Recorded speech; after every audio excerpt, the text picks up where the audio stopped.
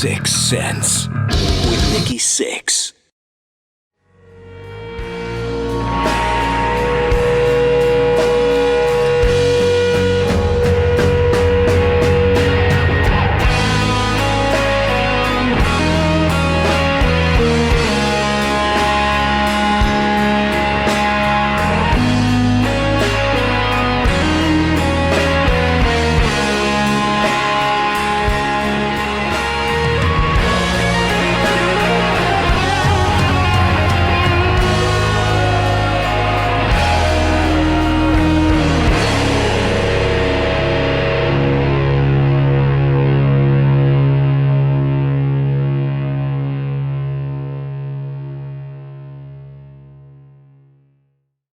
Nikki Sixx, I'm here with Jen. It's Sixth Sense. We've got Ann and Nancy Wilson here from Heart. How you guys doing? We're good. Excellent. Welcome to the show. Thank you. Hanging out. I've been listening to your new album, and I have a lot of questions. One thing I saw a quote from you guys was that you're looking to get back kind of to a 70s feel, and like that was my time in my heart. You guys were already making music while I was coming up, so like I was listening to your records and cool. all the bands that came, before you guys even, so I think we're kind of like in sync musically. Yeah. But I wanted to get from like your opinion, what does that mean, getting back to a 70s feel? Because I say it all the time myself. Yeah, well, when we were doing the new album, Beautiful Broken, we were working at Sunset Sound, which has that really cool more 70s analog, if you choose that type of sound. Yeah. Available in those rooms there. And it started to kind of, what we were sort of avoiding more really was the 80s sound, because the 70s and then the 90s were more authentic to us. Yes. But we're known more for the 70s type sound, originally.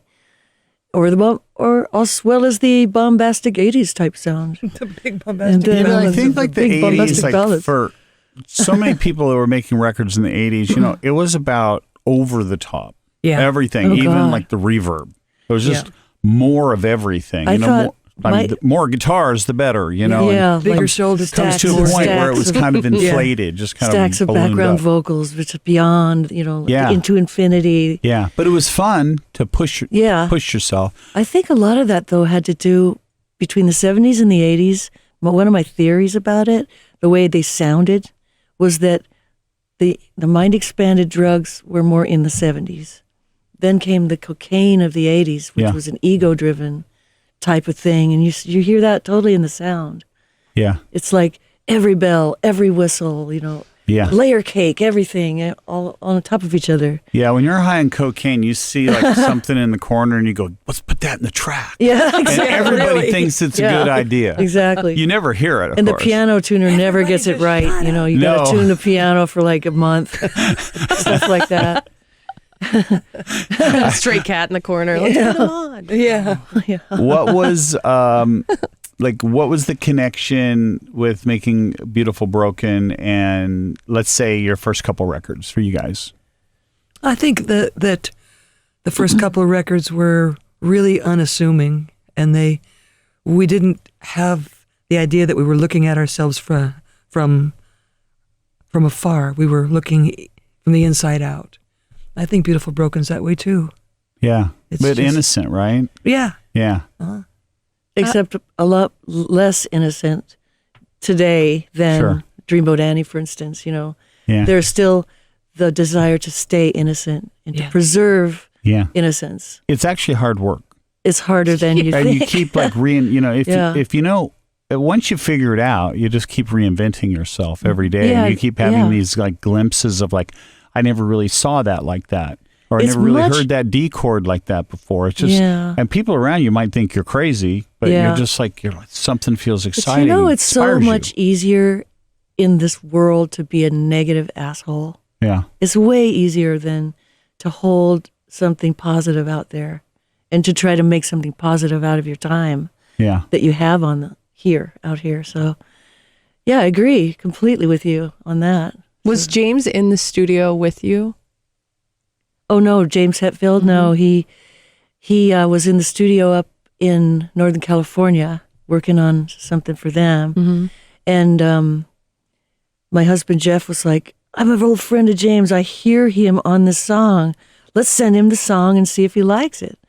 And he loved it. And he sent back all this really cool work that he did. It sounds so good. Isn't it good? His I know. voice. I mean, I obviously like Metallica, but Yeah. whatever he did that was just a little. Well, he did all those cool harmony parts in the back. Oh, it And, was great. you know, he added a new part where he says, just like you and me, and added lyrics and melodies. And we were like, just do whatever you feel like. You could just go, beautiful, broken, just, that's all you have to do.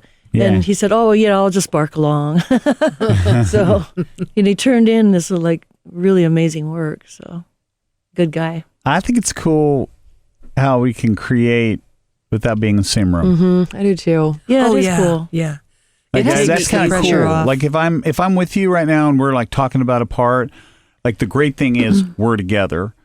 But then if we're in separate rooms, we might say something totally different. So Yeah. you can get a whole fresh outlook on stuff. I prefer to be in person, but I've done it the other Yeah. way too. When we recorded Beautiful Broken, the whole album, we've been playing a lot as a band together, and that's how we recorded the album in the same How room fun. in a couple of isolations. But the energy of the live thing that we do together was definitely there, I thought.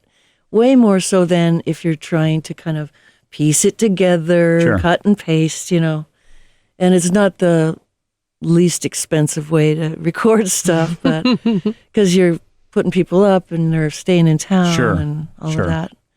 But worth it, I think, the way it That's turned kind of out. what's magic about live albums Yeah. Yeah. and For some of sure. the imperfections. Yeah. Like those The skin, like imperfections. Ann says every night, this is the real deal. This is, our skin is in this game. Yeah. It's not auto-tune. It's not Pro Tools. Yeah. We have skin in the game up there. Yeah, it's so funny to me how we've come to a point where naturalness is novelty. Yes. It's For like sure. the little flaws, like maybe somebody might sing a little flat or sharp, which gives them their own identity and personality as a singer. They're not all perfected into obscurity, Exactly. and that's just like so wonderful, wow, what a concept. Remember though when you were starting out and you were like, if you drop a note or you sing flat or you forget a part, you'd be so pissed. Oh, yeah. Oh, God. Pissed after the show. And now I'm Yes. just like, that's real. Yeah. Like, cool. And what's funny is when you do something like you forget a bunch of words or something, Yeah. then you have to stop and you go back, or you just go, oh God, I screwed it up. People just love that. They love to go and see you be human, Yeah, exactly. Yeah. It It is more novelty nowadays because things are all sort of standardized and homogenized, and so it is the imperfections that make things more perfect now. But that's what I like about singers like Brittany Howard, is that she is so raw, and there's a direct line from her soul through her voice out, Yeah. and she doesn't brook any like, you should do this, you should do that, you should get that auto tune in there, just make it be perfect. Mm-hmm. That's not her thing, and that's a brave, rebellious deal.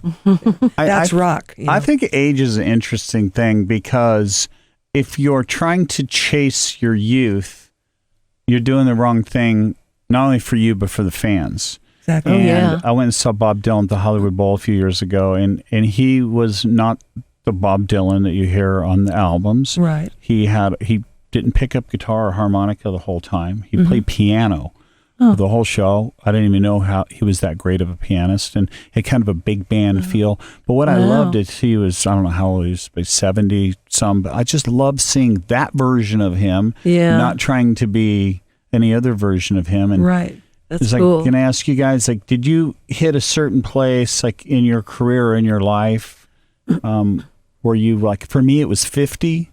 I went, okay, let's get real. Like, there's more years behind me than in front of me, so like, there's no time for compromise. Just that about wanted, the time- if I'm flawed, I want to be flawed. If I'm Right, yeah. angry, Yeah. I want to be angry. If I want to be at peace, I want to be at peace. I don't need to appease anybody. And then music kind of started to come out of me in a different way. Was that about the time you did that album, Heroin Diaries? It's right around in that time. Yeah. Yeah. Yeah. In my solo project, we're doing one of those songs, Permission. Really? Yeah. Wow. That's a good song. That's what it seems like is Yeah. a kind of a come to Jesus moment, Yeah. in your life. I mean, Yeah. not Jesus literally, but Yeah.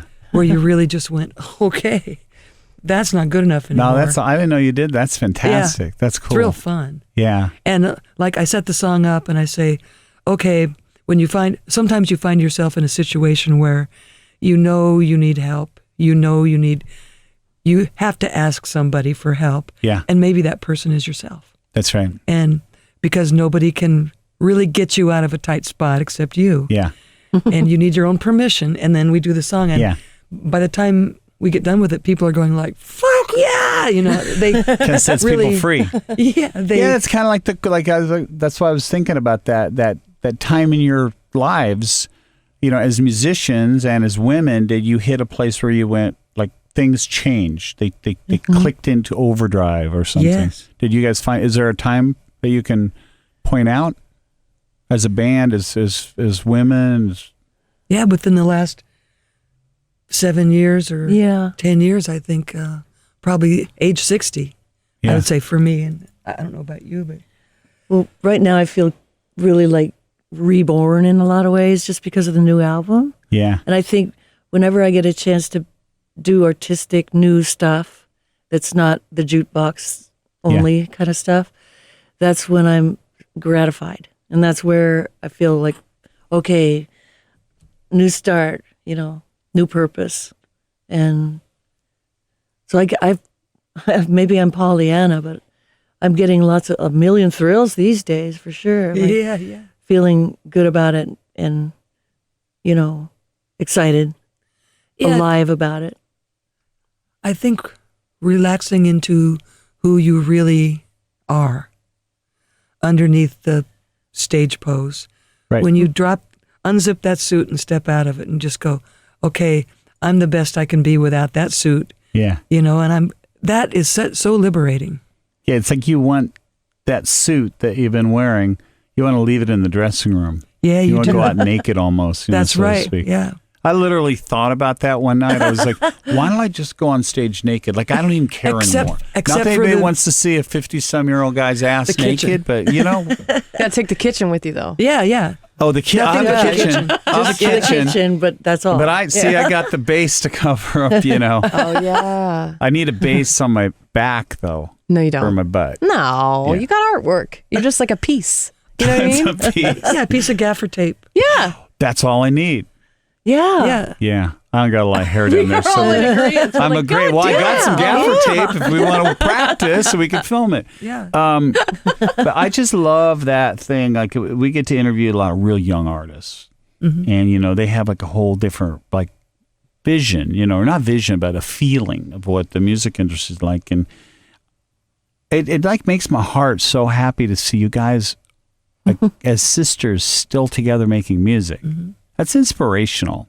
That's just from me Thanks. to you. I just kind of like, That's I'm very like, wow, cool. man, I see so much like fucked up stuff in the music industry, and I Yeah. always kind of look over and go, you guys are still together. You're still like out there doing it. Yeah. It's definitely a family tie Yeah. Yeah. and a friendship tie. Yeah. Yeah. But I think that even without Heart in the World, Nancy and I work on being friends because that's what's going to remain after Heart is no more, Do you guys talk a lot? Yeah, we're working on that. Yeah. We're working on that because when you're in the public eye all the time and you know what it's like to be on tour and I understand. there's always people around you People. and Yeah. everything. Yeah. All around all the time. We don't get that much time to just sit down and just Well, Anne Sure. got married and I'm remarried. So, That does have a lot to do with it. and they go off and we go off. And Sure. so it's less time just for us to be sisters together. But Can I come to your house for Christmas? Can you Yeah. sing and play guitar and Yeah. stuff? yeah. Jen, do you want to come? Yeah, I got to warm up, though. No, we just get to hang out. It's Christmas. I know at Christmas you guys But by just play Christmas, I Christmas won't talk songs. anymore. Remember, I'm just going to be singing what I said. That's how I envision that you guys like have this musical legacy that it would just come out anytime. Maybe that's just my crazy brain just thinking. Yeah. I think you guys are in a mall and you just walk by and there's a piano and you just sit down and you start singing and just, hey guys, we're going to People start Nordstrom's. putting Stop. tips in the tip jar. Yeah, you know. When we were kids, little kids, I'm 4 years older, so when she was about 8 and I was 4 years older, we were still living at our parents' house, of course, sharing a bedroom with 2 guitars, playing one to the other and learning songs off the radio. So we have this kind of encyclopedic knowledge of songs for 4 or 5 decades now. Yeah. You know. Also, you know Craig Bartok, right? I don't. Wait, what? He's our lead player. He's our lead guitar player. And he's in Okay. the Ann Wilson thing Yeah. too. I know Well, the name, anyway, yes.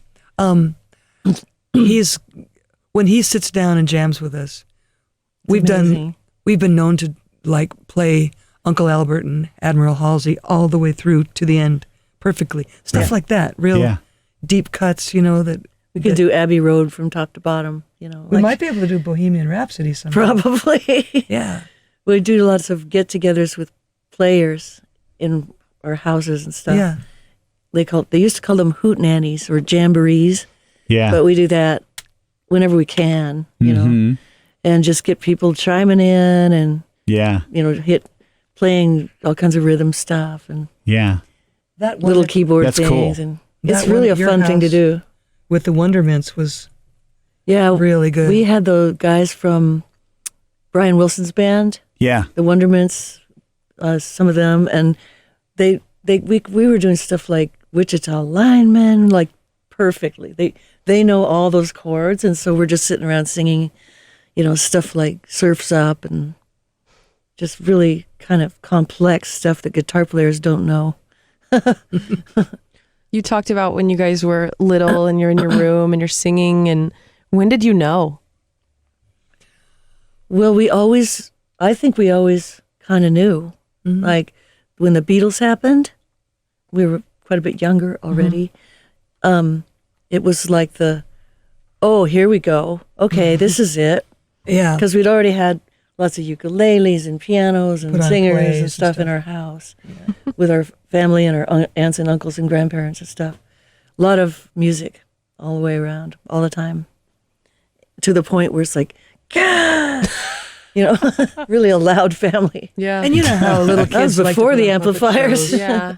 They like to put on puppet shows and they like to dance around for the grown-ups and do little plays and stuff. Well, we took that to this level that was probably pretty hard to take for our parents. When did it become professional in the house and your parents were like, hey, we have something here? When we got into rock bands Yeah. when I was in high school, and that's younger, but you know, I was playing in bars and stuff like that and school Did you dances. immediately, when you started playing bands, were you together? Like because you're a little bit older. Yeah, I wasn't You old s- enough yet. You yeah, weren't our old mom enough wouldn't yet. let her go Yeah. and hang out in bars. And Did you practice with them? No, I just went to do my own acoustic thing for a while. Like I played in little coffee houses and, you know, I played a lot just by myself when I wasn't old enough. But then I think when you're like 14, 15, you can play in the places where they serve alcoholic beverages if you don't stay in the Yeah, that's right. You have vicinity. to leave right after Yeah, or you You have have to something. be in another room over or on the here bandstand. Yeah. with your 7-Up or Coke, you know. Yeah. So Roy I did a lot Rogers. of that too. being females, like, you know, obviously it's a different challenge than for males in a lot of businesses, but you guys are in rock music.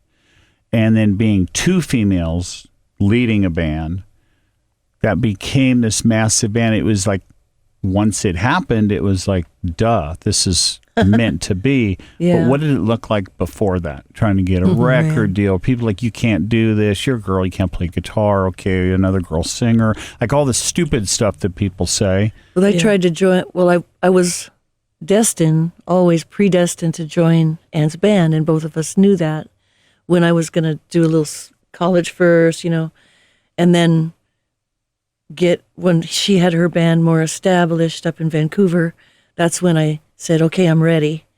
And the guys in the band were like, "Oh no! Don't tell me you're gonna have another chick in the band." No, they didn't saw want what me to was join coming, them. They didn't want me in there. Well, they didn't want So- 2 women in the band, especially sisters that were close, because Yeah. we had our own musical thing going that included harmonies and acoustics. And writing. Yeah, and writing, Yeah. and they knew that it was gonna. Well, there goes our band, 2 women with the. There goes their control, Yeah. Exactly. which you're not supposed to have control when you're in a band. You're supposed to let go. That's right. Yeah. Right. It's supposed to be. I mean, someone has to, drive, but that doesn't Yeah. mean you have to be in control. Yeah, that's for sure. Right, and it's supposed to be somewhat of a creative democracy, I think. Mm-hmm. But back Ego's to a bitch in a band. Yeah. yeah, Yeah. Male's got some big ass egos. Yeah. You know? yeah, yeah. At least And I've those been are known the- to have one. Yeah. Those are the ages too where That's what breaks every band up, For more than sure. anything else. inter band strife, Yeah. turmoil. Turmoil. But that's before anybody's brain is finished baking either. So everyone's got their egos aren't finished yet. Their hormones aren't finished and their brains aren't finished. So there's almost no chance Yeah. for any band to make it, with a bunch of guys either. I think girl bands might have similar problems though. I think, yeah. Yeah.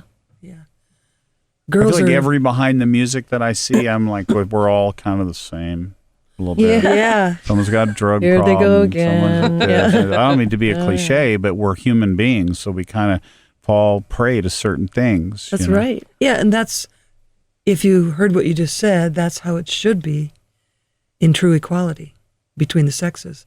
Everybody's got a drug problem, and everybody's vulnerable and weak, and no one gender has it over the other. Right. And it's especially powerful when the two can work together, integrated like a microcosm of the rest of the population. Mm-hmm. But to go back to your original question about as women, what did it look like before? I can remember playing in a club back before Nancy was in the band, and I was real idealistic about being a singer, what the words meant and everything that I was putting across. And we were going to cover that Who song. See me, feel me, Yeah. touch me. And I was out there just putting this across. And what came back was like, Right. and Hubba. it wasn't at all what was meant by the song, but because I was a woman, it was, they flipped the words around and made them real Sexual. sleazy. Right. Yeah. What was your biggest hurdle? Credibility. Yeah. At the beginning, I remember people giving Nancy this double backhanded compliment of, "Oh, you sure are a good-looking chick, man. You're gorgeous. You're hot. Is that guitar really plugged in?" Is it a prop? Yeah. This is a prop. It's When did you get pretty insulting. at what point could you get to the FU and walk away? Because I feel like at first you had to be like, You you just had to fight, in our kind of, in the Wilson way that we do things, we just don't take no, and we just keep on being proficient until people go, "Oh, okay," they finally kind of get it. You just do it enough, and you do it long enough, and you prove that you're good at doing it. I think people kind of fall away. People that are critical like that, they just kind of fall away after a while. Yeah. Yeah. Oh, I always thought you were great. I was there at the beginning. Yeah. But, yeah, I just think when young women come up to us and say, "What advice would you give somebody just starting out who's a woman now?" all we can think of to say is don't take no. Don't quit. Right. Like people's judgments are irrelevant, especially inside the industry. And if you're not completely consumed with passion about doing it, then I would turn back now. Yeah. It's not going to get easier. Yeah, that's Right. it. And Yeah. the sacrifices you have to make are total. You Yeah. know? You know what I mean? It's With just family. yeah. Yeah, with friends. the family. You guys have been Family. on the road for now. How long now on this tour? With this tour? Yeah. I mean, not your life. It's been Yeah. for Well, this summer we We've started. done 45 shows this year so far, right? Something like that. About halfway Maybe through. more. Got you halfway through. yeah, which is We're a gonna lot. do But like I bet 85. compared to back in the day, you guys probably toured years without stopping. Yeah, we did. First couple years when the album went big, we kept taking bigger and bigger and bigger offers, and we toured all across the world. Yeah. As it turned out, I think it was almost 2 years. What were tour buses like back then? My first tour bus was a nasty just not good. 1980 Eagle. bucket of bolts. But I can't. Like stinky. before that, I mean, Yeah. what was With a it? cooler with some ice in it, Yeah, basically, and a radio. Do you have bunks? yeah. Yeah. Okay. Little coffin, Little like coffin bunks. bunk. Yeah, because I know like I see some movies and stuff, and I'll see like the baseball players or musicians, and a lot of them like there was this like kind of like the Greyhound bus thing. Uh-huh. Yeah, I was always sitting like, in seats. Yeah, that's hard on top of everything else. Your That's traveling right. conditions and I'd be on that floor so fast. If they Fighting for just the- had seats, oh my God, I'd be in the aisle. Just, everything's fine. We went, the first plane we ever had around 1980, we got a G1, prop jet thing, Yeah. 19-seater. And it was a good plane, but we got involved in a couple of bad decisions with that plane, like going down to the Dominican Republic Through to the play. Bermuda Triangle, with everybody on the whole tour on the plane. trying to Right. save money. And a lot of the gear. Like, so there were people in every seat, lying in the aisle, up in the jump seats, sitting around There's a guy in the floor. bathroom sink. Yeah. yeah. And The luggage in the back. that was so bad. It was a bad Bad idea. decisions, Mm. And when we were over the Bermuda Triangle, is this the same time Yeah. you're thinking? We suddenly heard this big pop, and it was like, what the fuck was that? And it turned into like a pressurized thing. Yeah. And we lost the pressurization in the Yeah. cabin, so we were passing the oxygen thing around, the oxygen apparatus around, and the one of the two windshields had actually cracked, probably because of the pressurization. Yeah. And the pilot looked at all the gauges, and turns out we were flying sideways, and we kind of hit the control panel, and it's like, oh, now we're going, we're pulling back into horizontal here. But that was one of those like legendarily close calls. Yeah. Great But- story. great Not story, great when it but happened. not. Like, Yeah. Ooh. She Yeah. hates flying, so. Oh, I hate flying. Yeah. Well, yeah, there's not much room for error. But you're alive, so I'm okay. yeah, we You lived made to it. tell. Did you have any more near-death experiences I need to know about on airplanes? Yeah. Yeah. Yeah. We, Oh, great. Let's just get a Good. clipboard out. That helps. we had two of them. We were in a G2 at this point, jet, and we were landing we were just there the other day. We were landing somewhere down in Alabama, down there by where the Razorbacks are. Was it Fayetteville? Yeah, Fayetteville. Arkansas. Arkansas. And we touched down, and there was a hydraulic leak in the hose that led to the nose gear. So when we hit, the nose gear came down, it turned to the side like on a shopping cart. Just scud, scud, scud. done Everyone that went before. flying. Everybody went flying. Crash, crash. Freaked us all out. That wasn't a near-death one, but No. It was just a big. That'd be enough for me. That was That's a big what scare. That's what happened to me in Florida one time. Same exact thing. Oh, wow. And that's why I'm scared. There's a scene in that movie, Almost Famous, where they're on the plane and they get into the Oh yeah, and the big, the great big storm happens, they all and admit they're all, to everything. oh my God, they're all confessing everything that ever happened. Mm-hmm. Well, that was based on one of our experiences. Gotcha. yeah. Because I worked Cameron on was that. up there with us on that flight because He he was was on there. tour with Nancy. Yeah. And it was a pretty He good was white depiction as a of what it ghost. was Yeah. like to be there. I always want to know what my band would confess. Yeah. Yeah. Did you guys confess things? Not exactly. That Okay. was better. That was some really good artistic license Yeah. that he Got took it. with Okay. He that. warmed it up a little bit. Yeah, but people were going like, "Fuck boo, man, fuck boo," and other people were saying like, "Everybody says it's so glamorous out here," and I was in tears. We shouldn't be here. We shouldn't be here. We shouldn't be here. Your But band it's like, would. you I know. think your band would. You'd be pretty funny. I think you guys would have a good time Well, if you Molly were going was down. stupid. Well, that's a different When story. we had our jet, telling like each other would we loved ask each the guy other. to do barrel rolls. We thought that was funny. Did he do it? Oh no. Yeah, we did that, Jeez. and we did other stupid stuff. That's We had hubris. this pilot. We called him Dangerous Dick, and he always had a 2-gram vial of cocaine. Oh. And one time we were flying, and he'd let one of us numbskulls up there with him, and we saw another plane coming towards us, and it was a little prop. It's like when we first started out, it wasn't anything like G1 or anything like that. And we had to veer off, and the other plane went like that. Oh yikes. We thought it was funny. We were stupid. So we were not a smart that band. was close. We were not a smart band. Let's do it again. Yeah. Well, it goes back to our brains aren't all the way formed. Yeah. Yeah. And there might be substances. And you're involved. altered. Of course. and all Yeah. that, Doc too. McGee said Motley Crue was high RPM, low IQ. And at the time, I was like, that's great. Cool. And then I look back and I go, hey, that was an insult, man. yeah, right. Right. Wow. What's Yeah. it like for you? You have families, Yes. right? Touring. How do you do it? Everyone does it differently. I'm getting ready to, in my mid-50s, I want to have another child. Wow. So, like, my kids think I'm crazy. Some of my friends think I'm crazy. I'm like, you know what? You only live once. And I want to check it out again. I have 4 kids. Yeah.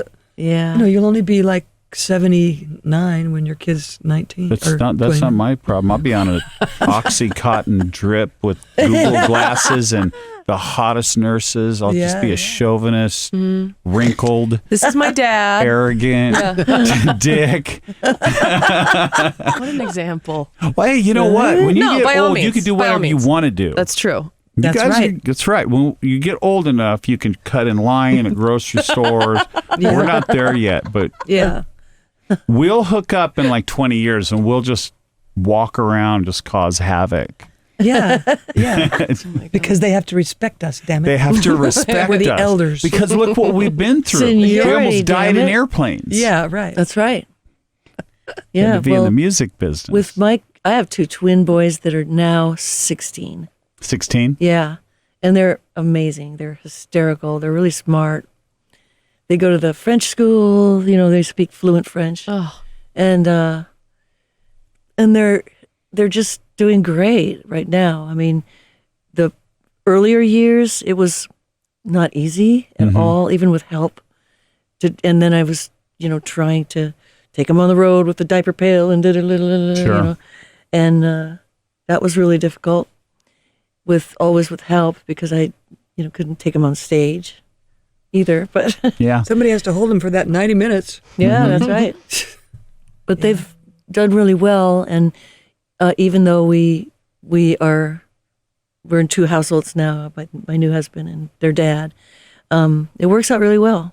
And they're coming tonight to the hotel, and they're going to go to the Forum and get on the bus and keep going until Yeah. right before school starts up again.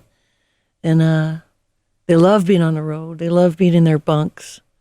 And they've got Kids their love Pokemon bunks. Go thing going They do. on. Real Yeah. Yeah. They're do not that spoiled Pokemon about Go. yes, God. Everywhere they're just like, Pokemon Go, Pokemon Go. So on a I rock haven't tour, even tried it yet. Don't do on a I don't rock wanna tour, you try get it. more Pokemons because Oh, Oh, right. yeah. you're moving all the time. Of course. you know. I mean, not that sorry. Of I have a course. 9-year-old boy. He's very, wow. very into it. Oh, well, yeah. What about you? Oh, I have 2. I have a 25-year-old daughter and a 18-year-old son. Mm-hmm. And they are the squarest people I've ever met. I mean, they're great people. They have good hearts. But my daughter is extremely brilliant, but hard time living in the world, Mm-hmm. She's one of the crazy ones. She's one of the 1%. Mm-hmm. And so my son wants to be a policeman. He ultimately wants to work for the CIA. Oh, I love So, it. Yeah, so he's just got this whole other thing going on. Like, Mom, you just sit down. I'll take care of this. Right. He's got He's a protector. he's speaking that power language now. What a Well- hard time to want to be a policeman. And, It's a yeah. big decision. Our dad was in the Marine Corps, and he didn't have a lot of role models in the family, in the house. A couple of cool uncles and stuff, but he really always wanted to be that Marine, protector, Yeah. like his granddad was. Yeah, And that's right. that's where That's he's cool. always been trying to get, Mm-hmm. which is great. He knows what he wants. So a guy that was a Marine ends up with these two super strong-willed girls that turn into young women. It's like the ultimate life lesson right there. Yeah, You know? yeah. And Yeah. when I was 22, I went up to Canada with a draft evading man and lived with him. And so it was another thing for our dad to come to terms with. Come to terms with, sure. And But because of Vietnam, he didn't agree with that war right. Yeah. or police action, and retired because of it, and would not Wow. do any recruiting because of it. Right. So when he met Ann's boyfriend, he was like really cool about Yeah. him being a draft evader. Wow. Yeah, which was really He said, cool. son, if I would have been braver at your age, I would have done the same thing. I would have not gone to Korea. I would have not gone to, World War II in the South Pacific and gotten all banged up, He would do that. Our dad would do those things, but that was because he understood why. The Vietnam War, to him, was a dirty little meaningless war that didn't have anything to do with anything. Mm-hmm. And he couldn't get information about it. And that signaled it was time for him to leave. I think it was really heroic of him to walk away from that. After 20, however many years. Wow. Yeah. Cool guy. I'm not surprised you are the way you are. Strong, Then he went on to be an English teacher at Ann's high school.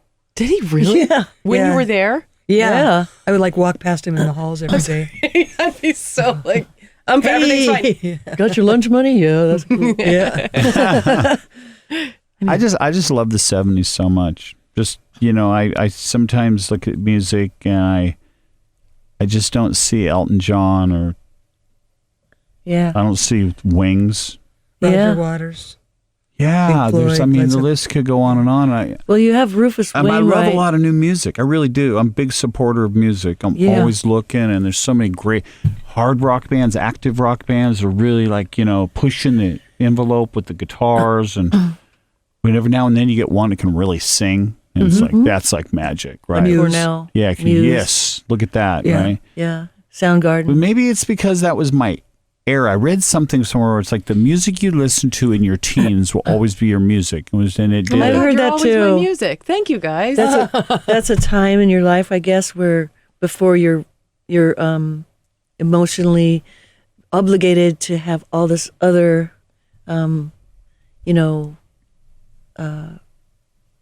children and responsibilities. Yeah.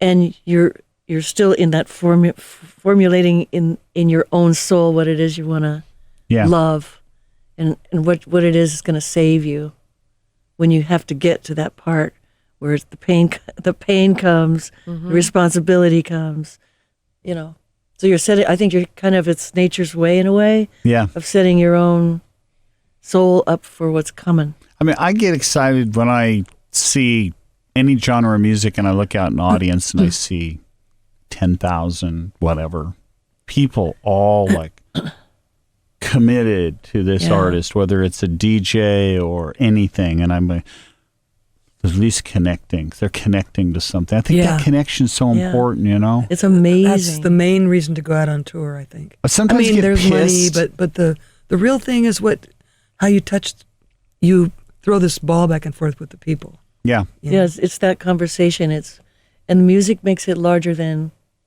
life. I mean, what music does, which is something I always manage to mention about music itself, the fact that it's so strong and the vibration is so big, but you can't really see it. You can't touch it physically, but you experience it. And when people are actually on their last deathbeds, they say that's the last thing in their entire body, because music is cellular. It's not just in your brain. It's all through your body. It's all through your skin and your cells and your DNA. So it's the last thing you lose is music. You remember music the longest. And that happened with our mom when she passed away, because she had Alzheimer's, and she we sang to her and we played music to her, and she was like, she remembered it. She didn't remember who we were, Right. but she remembered the music. What a So great it's gift. Interesting, right? Be able to give. But that makes sense about music, why it's so much bigger than so many things. Well, it's the gathering of light. It's like Yeah. the light, which is everything, Yeah. gathered into these molecules, Yeah. that actually hit you like a bass. Yeah. Bam, Yeah. Yeah. So, It goes right through you. yeah. But I miss the lyrics Imprints because into we you. don't have vinyl, and my eyes are too bad to read on the CD Right. cover. Well, where's Right, your yeah. readers? Come on. They should make little hologram lyrics. that Hologram of lyrics, like you can program to what size the font is on the package, lyric videos. You get the lyric Or you just video get in some really small, cool, medium, or like- large. Oh my God, a font change But on a words are lyric always video. so important to me. The bands I listen to. Me too. Yeah. Just like so important. I would just sit there and go, "What does that mean?" Yeah. Sometimes I found out the artist didn't even know. I read an interview of David Bowie, and he goes, some of the songs, like some of my most memorable teenage moments listening to David Bowie, and I read an interview, and he's like, I didn't really know what I was writing about at that time. And I was like, but that was my song. Yeah. But Yeah. it didn't matter. I if thought he- I wrote it. Yeah, Yeah. but that's the thing, That's right? the thing. Yeah. We do write the music that we listen to. In a Yeah. sense, it becomes ours. That's right. And that's you have like the when- ownership of it because Yes. it's been part of your Yes. story Yes. and, the thing that helped you through. Yeah. You stuff. take that with you forever. You have so many people that feel that way about you guys, and you still It's amazing outdoing it. once It's in a amazing. while. You're not stopping, right? You're in the Rock and Roll of Fame now. You're on tour, your new album. Yeah. We just want to keep it fresh as much as we Yeah. can by doing new levels, getting onto new levels if we're going to keep going. We can't do the same thing forever, So it's like, okay, I've been to this hotel room, I've been to this casino, I've been to this place, I've been to that place. Maybe I've 10 too many times. So once or 10. So, just at this point, I feel like because of the Hall of Fame and a lot of the things that are going on right now, they're kind of giving us some credit that was pretty hard won for a very long time. So we probably have some choices now. Whose idea was Cheap Trick, you guys, Joan Jett, like the Rock Hall tour thing? I would imagine it was CA. Live Nation, right? That's smart. Yeah. I thought Like CAA. when I heard that, I was like, CAA. that's cool. Yeah, it was Rob Light at CAA. Yeah, great. Yeah. That's cool. Because really cool. When they came in, it's like, well, that's good because they've all toured together before, Yeah, Yeah. it's It's fantastic. really working. People are showing up the very beginning for Cheap Trick, and they stay all the way through. Yeah. And that's you don't see with opening acts very often. That's kind of early, and it's right over people's dinner hour, Yeah. So I think what they're doing is they're grabbing some food and eating it in the Uber on the way to the show. Yeah. And then they Uber home after they had their drinks, Yeah. right? Absolutely. I That's think what maybe Uber's that's for. what's happening. Yeah. Beautiful Broken is in stores now. Go get it. Jump on it. Get 2 of them. Get 3 of them. Hell, get 12 of them. Thank you guys for coming down. Thanks It's for been having great. it. It's Thank really you. fun Thank you talking to so you guys. much. Anytime you want, come down. All right. Okay. Promote anything. Just hang out. Okay. Yeah. Nice. Go. It's a good room. Yeah, it's a good vibe in here. Thank you Cool. guys. All right. You're Thank welcome. you. Nikki, Sixx, and Jenn on the Sixx Sense.